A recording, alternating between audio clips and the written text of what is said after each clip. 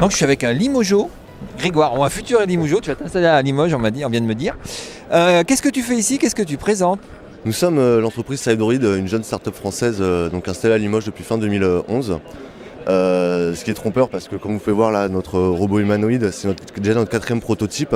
On est issu du monde associatif, donc c'est-à-dire qu'on a déjà un certain background dans la réflexion sur le robot humanoïde, sa composition mécanique ainsi que le développement d'une intelligence artificielle. Aujourd'hui, nous sommes chez InnoRobot pour présenter justement notre nouveau prototype qui s'appelle Aria, qui est un robot modulaire, qui sont composés donc de modules qui sont un système Clips and Play, qui sont vendus sous différentes gammes et qui sont vendus en open source pour les passionnés, les écoles, ainsi que les laboratoires de recherche.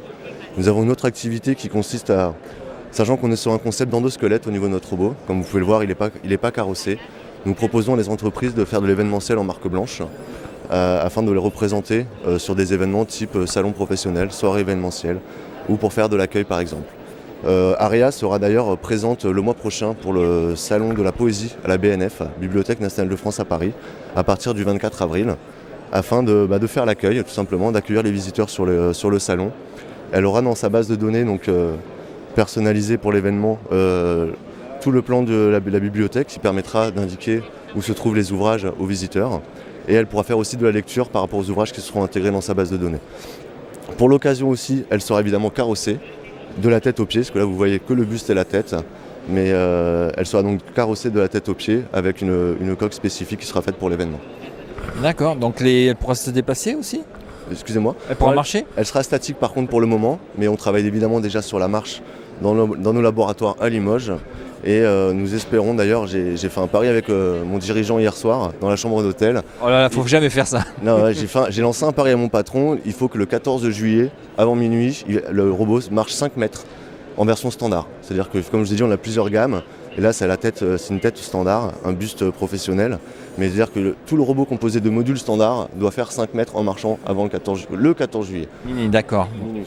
Ça, c'est les beaux défis, les gars. Voilà. Ça coûte combien? Alors voilà, une tête standard va coûter 1 000 €, c'est-à-dire qu'elle est déjà montée et carrossée. Ouais. Par contre, pour les passionnés, on propose ce même produit en kit qui est en vente à 525 €. D'accord. Et sachant que donc, un robot en entier, donc module par module, ça coûtera environ à peu près 12 000 €. D'accord. En version standard. Très bien. Et le fait de venir ici, ça apporte quoi à InnoRobot? Pour nous, c'était un réel objectif depuis début 2013, pour arriver ici avec justement des produits commercialisables, finis, et des produits donc, effectivement, qui tiennent la route, parce que là, il y a quand même des contraintes très importantes sur un salon. C'est le 3e jour, le robot fonctionne 10 heures par jour. Donc c'est aussi pour prouver à nos futurs clients ou à nos contacts notre technologie et d'être directement en exhibition et faire la preuve de ce que l'on sait faire. Sachant que le robot là, a déjà plusieurs fonctionnalités, il fait du tracking visuel et il parle aux visiteurs qui passent. Effectivement, notre haut-parleur est peut-être un peu faible au niveau du son, donc on n'entend pas très bien, mais il y a déjà une interaction qui est faite avec le visiteur et le robot. D'accord. Et dernière question, comment on passe du monde associatif à la start-up? Quel financement, quel business plan vous avez? Alors, moi je ne suis pas un fondateur de l'entreprise, je suis un représentant commercial. Ce qui s'est passé, c'est avant tout c'est de la passion, c'est de la prise de risque, c'est se jeter à l'eau. On avait des postes qui étaient assez confortables dans la région parisienne, on travaillait pour le monde de l'industrie pharmaceutique et voilà, on a après beaucoup de réflexions, la création d'un business model, d'un business plan. Il y a eu de l'argent qui a été mis des propres poches des fondateurs. Il y a eu de la recherche aussi. Pourquoi Limoges? Parce que la région nous a accueillis vraiment, nous a fait un super accueil. C'est sympa Limoges. Et on est traité vraiment de façon individuelle et personnalisée.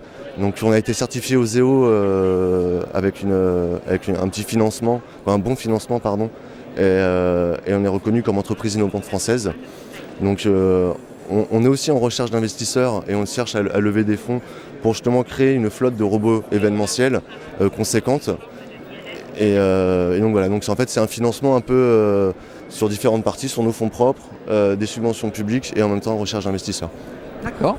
Merci, là, j'espère vous revoir l'année prochaine avec tout carrossé. Avec grand plaisir. Et qui marche 10 mètres l'année prochaine à InnoRobot. On pourra faire le pari, on peut tenir le pari en tout cas. Ça marche, merci. Merci à vous.